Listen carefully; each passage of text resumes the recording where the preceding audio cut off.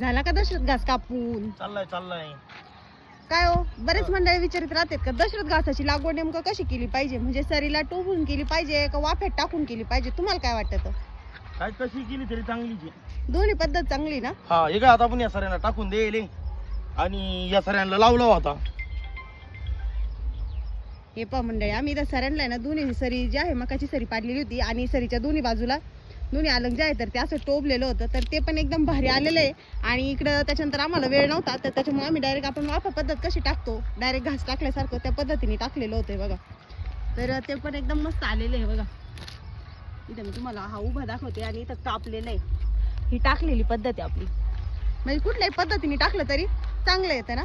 आता आपल्याला इकडे लावायचं हे, मग इथं कसं लावायचं ठरलं? बाया भेटल्या पाहिजे ना लावायला. बघू ना. मग ते मग सरी टाकू काढून घेऊ हा, आणि त्या सरी मध्ये टाकून घेऊ. सरी टाकून द्यायचं का असं? हा हे इथं तुम्ही कापू काही राहिले. व्यवस्थित आलेलं सरी मध्ये पण. म्हणजे आणि काय वाढ होतं पण सरी व्यवस्थित टाकल्यानंतर आहे ना विषय असा आहे, जर आपण बी येऊन दिलं नाही त्याला हा तर काहीच अडचण नाही, त्याला 5 वर्ष टेन्शन नाही. आपण यावर मिळून जाऊ येऊ शकतो हा, कापायला. ते आहे. म्हणजे यावर मिळून इथून कापू शकतो, इथून कापू शकतो. पण जर बी आलं आणि ते बी पडलं तर वरमेव सुद्धा होणार आहे, सगळीकडे होणार आहे. ते तर आहे. मग कापायला थोडीशी अडचण येणार आहे. वाफ्यात पण टाकलं तरी पण तर वरमेव तोच- जाऊन कापून घेता येतो. हा. सगळं सोपं आहे, काय अडचण नाही. फक्त एवढे लावायला लय टाइमपास होतो, लय टाइमपास नाही झाला पाहिजे. वेळ जातो लावायला टोबून. ऐक ना, हा मला ट्रॅक्टरवाल्याचा फोन आलाय. आता तू दसरा घास कापून घे, हा मी मका पेरून घेतो. हा चालेल. खालून काप चांगला, लयवरून नको कापू. कापिते ना आता व्यवस्थित. पहिलं बुड खायचं मापात. जमवतोय तुला. मग पहा आता. तो काय दसरा घास कापेल याच्या आधी पहिल्यांदा कापू राहिले. मस्त कापी ती, काय अडचण नाही. वेळादार जर असले जमत. एक वाजाचा माना काप फक्त. मस्त छान आभाळाचं वातावरण झालेलं आहे, पाऊस येण्याची शक्यता वाटते.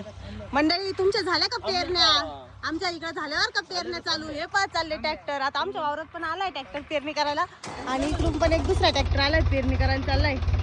सध्या आता रस्त्याने असंच दिसतंय सगळीकडं, पेरण्यांना ट्रॅक्टर चाललेले आहेत.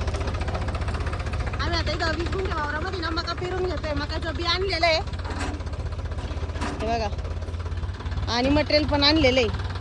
हे आहे मकाचं पेरणी यंत्र आणि हे आहेत आमचे भाऊजी. याच्यात बी आणि मटेरियल संगच पडत ना भाऊजी? बी कोणतं नको दाखवू, नाही लोक म्हणतील त्याची जाहिरात चालू आहे. याची जाहिरात नाही हो, आपलं मुर्गा असायला करून राहिलो ना आपण.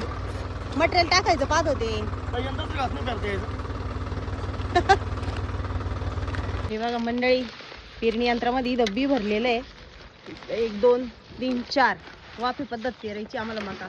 आणि इकडे लगेच मटेरियल. हे भारी आहे का नाही हो? बी पडलं का लगेच पाठीमागून मटेरियल संगच. आता पेरणीमुळे कितकं घाई असं गाव सगळ्यांना. एवढं दिवस शांत असन ट्रॅक्टर. पाऊस पडल्यापासून नुसतं हे म्हणता या ते म्हणता हे पा. इकडे हे आमचे भाऊजी डायरेक्ट पेरणी नंबर नाही लावायला आले, डायरेक्ट पेरणी यंत्रालाच नंबर आहे. आमचं पेरून झालं का इथूनच एव्हा इथं ट्रॅक्टर लावलेला आहे, लगेच यंत्र बदली करायचं आणि घेऊन जायचं. तुम्हाला काय मकाच पेरायची का सोयाबीन? इकडे चालू आहे आता. एवढं मटेरियल पुरण का? आता परत अजून एकदा मटेरियल टाकावं लागेल ना. पिटी जरा फरक आहे ना, पिटीत फरक आहे. पायरे टाकू अजून घालू. थोडं.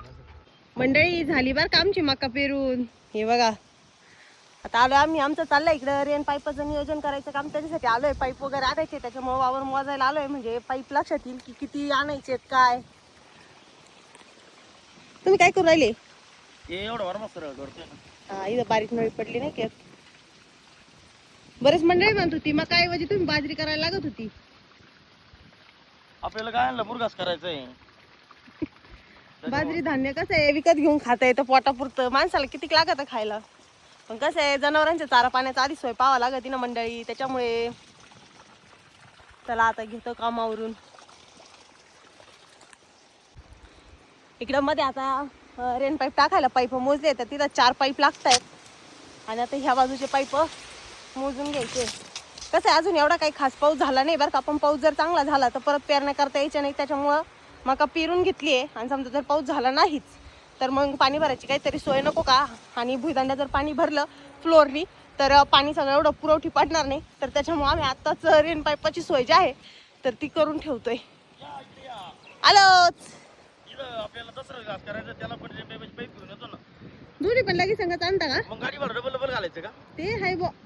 इथं उभी राही, इथं धरायचं ते पण हा पाईप इथं टाकायचं आहे. बर जाऊ का? जा. इथं पाई हा बघितलंय, जा हळूहळू जा फक्त.